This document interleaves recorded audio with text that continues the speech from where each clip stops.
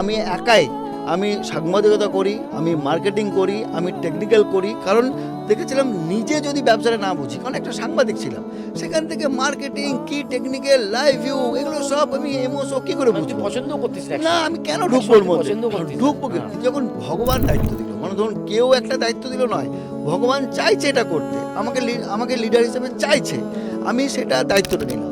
ধীরে ধীরে আগে বুঝলাম যে কিভাবে হয়, কি এমওসও কি, চ্যানেল কি, কিভাবে হয়। আমি বলতে গেলে আমি আজকে 5-6 বছর আমি ইন্টার্নশিপ করেছি, মানে কিভাবে চ্যানেল চালাতে হয়, মিডিয়া ইন্ডাস্ট্রি চালাতে হয়, তার আমি ইন্টার্নশিপ করেছি, এখন চাকরি করছি।